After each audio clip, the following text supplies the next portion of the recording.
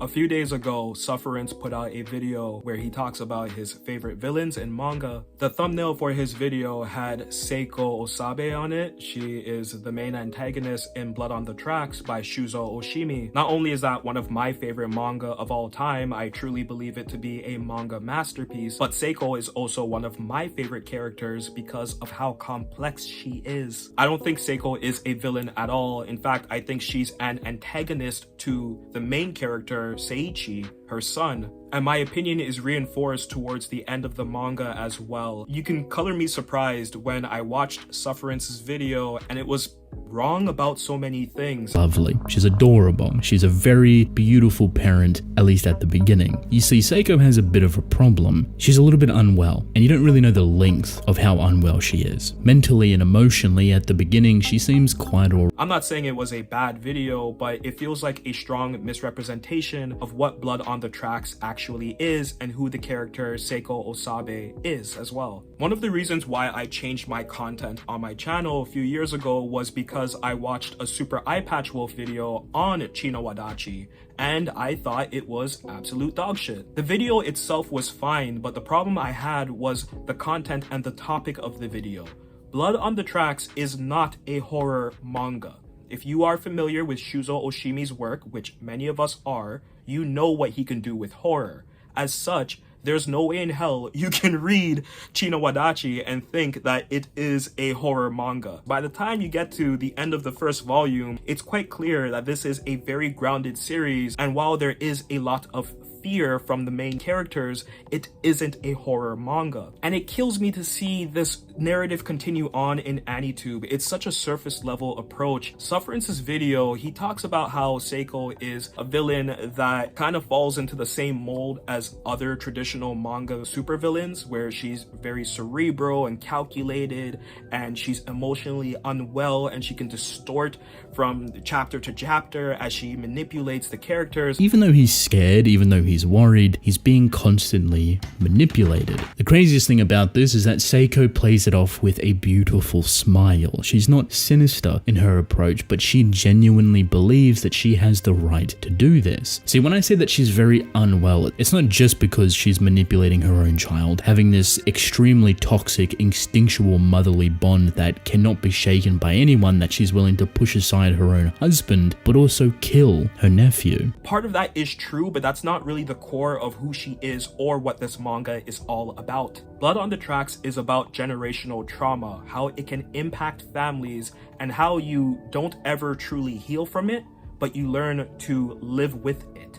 There's going to be a lot of spoilers in my reaction, but ultimately, I think Sufferents and AniTube as a whole tends to take these critically acclaimed series and they misconstrue it, whether they do it on purpose or not, just so it can fit their agenda or theme or whatever for the video that they want to put out. But I don't know, man. I'm a pretty strong weeb when it comes to Oshimi's work, and I'm definitely going to call out AniTubers when they put out bad videos. Blood on the Tracks is about Seiichi Osabe, a young boy who sees his mother commit a horrible crime on a cliff while his family is vacationing. Japan has beautiful camping spots, but they're very cliffy, and you're often warned not to approach precipices for this reason. And because Chino Wadachi takes place in the early 90s, a lot of the handrails that currently exist around Japan, they didn't exist back then during the era where the manga takes place. So it all feels very real. You get a sense of where everything is happening, and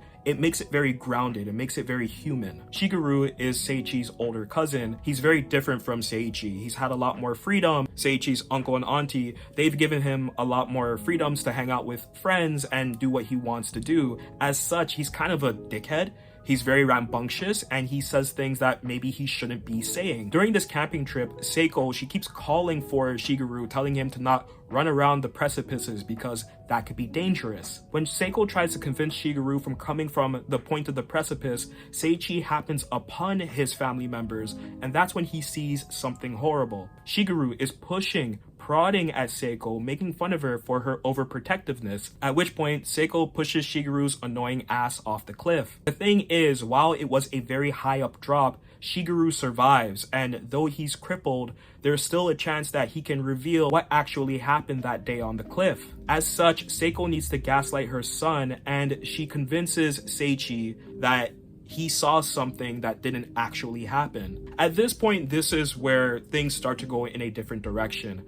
This isn't a horror manga at all, like I said. Yes, there are a lot of panels that are drawn with fear, but of course, a young boy would be fearful of his mother when he saw her do such a vicious crime. He's going to be scared because he doesn't know what's happening to his cousin. He's being suspected of being involved or knowing the truth of the accident by his other family members, and there are police involved. Blood on the Tracks from the middle period of the manga becomes a procedural crime drama. Again, at no point in time is there any horror. Yes, Seiko is emotionally and mentally abusive to her son. Yes, she does continue to gaslight him, but she doesn't do anything peculiar. There is no supernatural elements in this show. In fact, the reason why it goes on for as long as it did is because there was no forensic science during that period of time. So the police really don't know what they're doing. All they can do is continue to show up and push and prod people. Shigeru's mother also has that same sort of energy when she follows and brucks up on Seiichi and forces him to tell the truth about what happened that day on the cliff.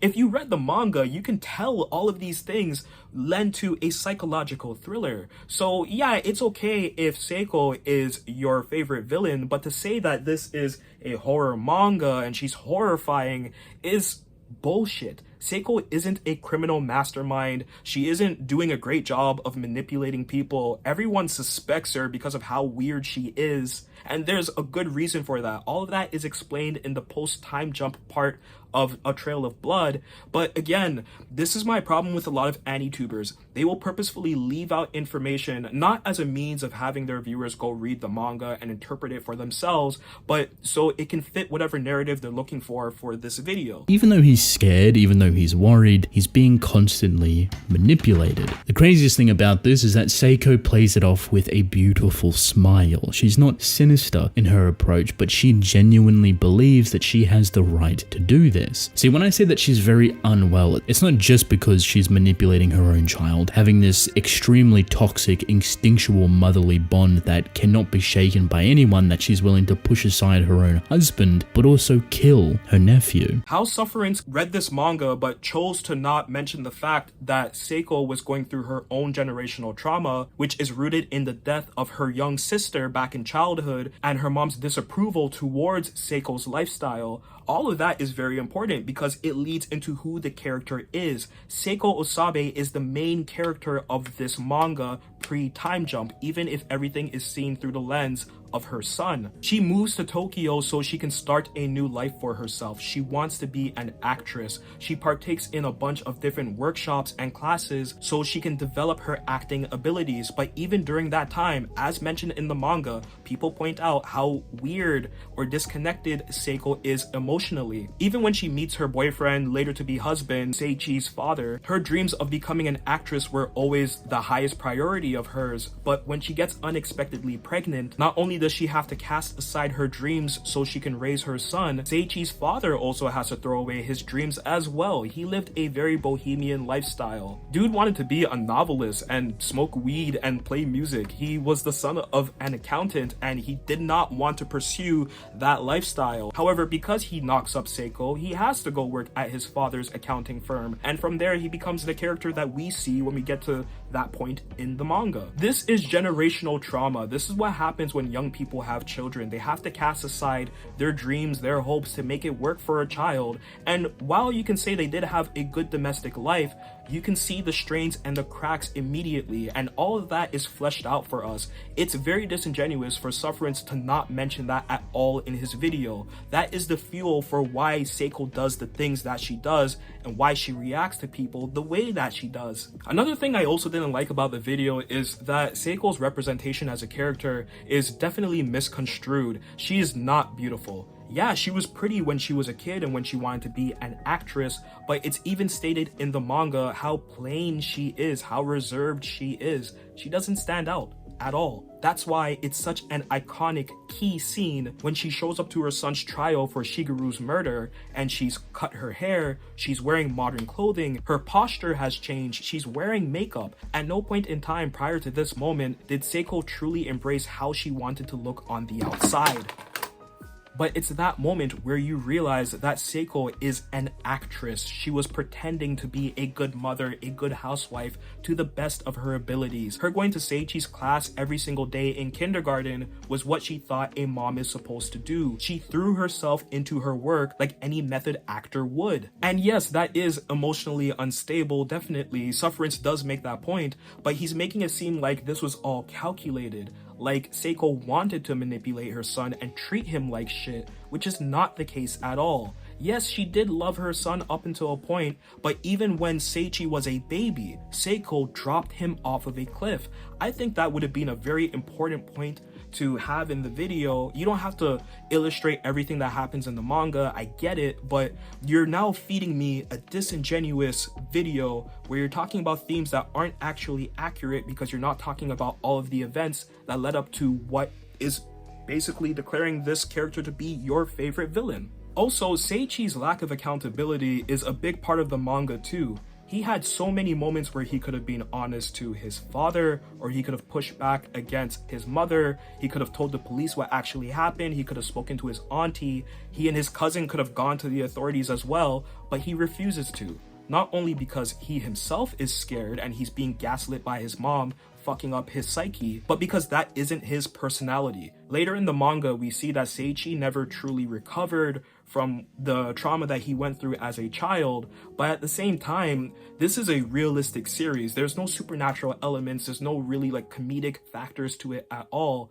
Seiichi, he needed to have owned up to his sins. The fact that Seiichi lies to multiple investigators, that he lies to several lawyers, that he never tells his father the truth, all of that is rooted in his own issues. That has nothing to do with the fact that his mom is also fucked up as well. And what bothers me the most about his take in the video is that he refuses to acknowledge what happens in the later parts of the chapters. Again, let that be left to the reader to experience for themselves, but anyone who reads Chino Wadachi, by the time you get halfway through, you understand that Seiko is antagonistic. She's not a villainess at all. But also, post time jump, we see that Seiichi finally, at the age of 40, own up for all of his laziness and his shortcomings. His father is sick and dying because of alcoholism. His mom is sick and dying because of old age, Alzheimer's, or delirium. It's up to Seiichi to determine if he wants to be there in his father's final days,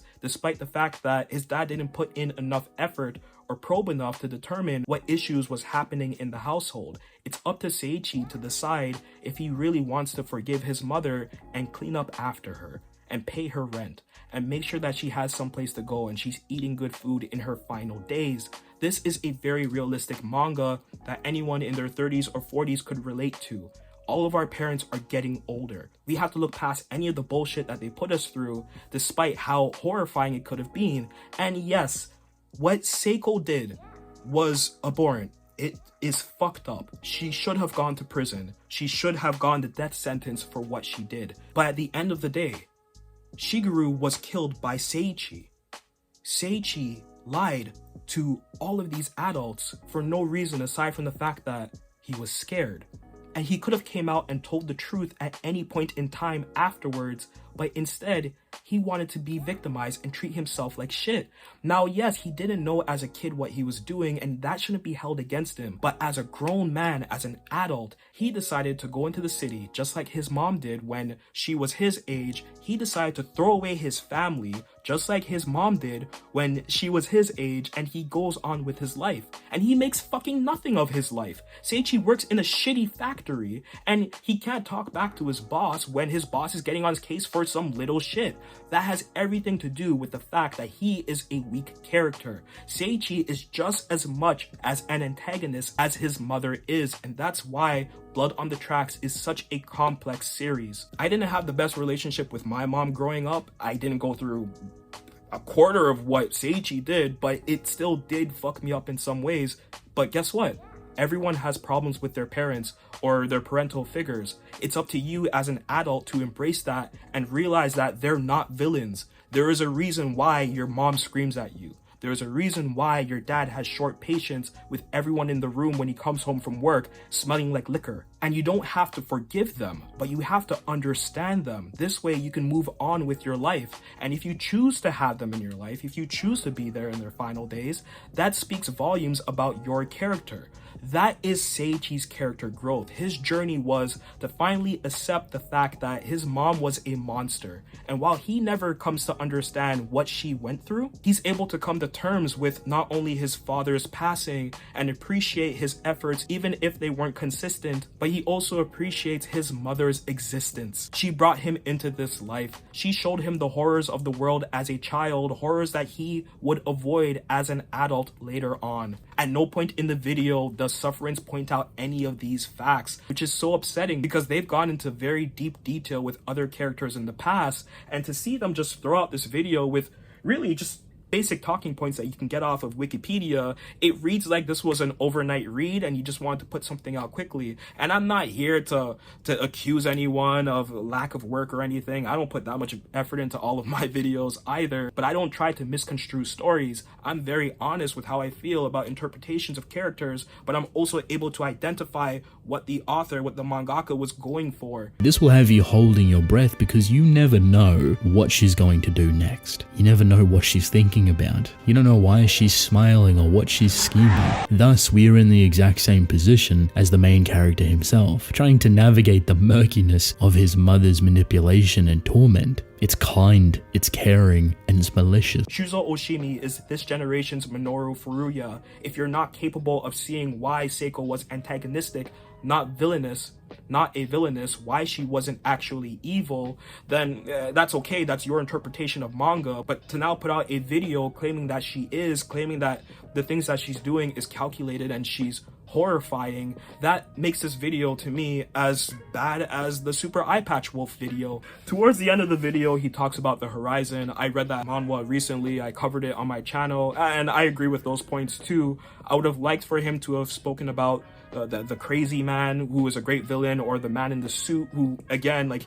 he's antagonistic to a point, but he's not a villain. That would have made for a stronger, nuanced video. But the back end of his video doesn't really go into any detail about the horizon, which is really disappointing. But check out my video if you want to see, villainous, antagonistic aspects of that series. It's a lot better than his. Ultimately, I'm frustrated with his interpretation of Seiko in A Trail of Blood. Again, this is one of the greatest manga of all time by one of the finest mangaka that we have today, and I really do hope that we get some form of adaptation of Chino Wadachi at some point, because this story can resonate with many people. It's a very linear story about generational trauma and how you learn to deal with it. This isn't a story about a beautiful housewife who was manipulating her family. This isn't a story about a failed actress who's taking out all of her aggressions on her son, a person who can't fight back. It's about a mentally ill woman who has a child too early in life, gets married to someone who she didn't truly love, gives up on her dreams that she was honestly never skilled enough to succeed at anyway, and we see her later in life end up working at a fast food place as a cleaner. She's just as unsuccessful as her son, and when mental illness and the degradability of the human body starts to afflict her, she never realizes the error of her ways. Seiko was always a troubled person. She wasn't a villain, she was just sick. And that's one of the big points of Blood on the Tracks as well. Japan has an extremely shitty viewpoint of mental health, especially during the 90s. They didn't acknowledge these sorts of issues until like the 2010 era. And seeing the incompetence of the police and how they handle family issues, seeing how poor family court is, not just in Japan, but everywhere in general, and the kind of sentencing that Seiichi gets, even though the police should have done a stronger job of investigating. All of this goes to show that there are people who may have some mental illnesses and they slip through the cracks and they end up doing things that they don't mean to do, and it pushes them further and further into the abyss. At some point in time though, you have to acknowledge what's going on around you and say, I'm going to take ownership of my life. I'm not going to let people treat me like this anymore. And Sufferents, I'm sure they read the manga, but the fact that they didn't see that and they don't talk about that in the video at all, it paints Seiko as a very two-dimensional villain, which she isn't. Anyway, this was a long response.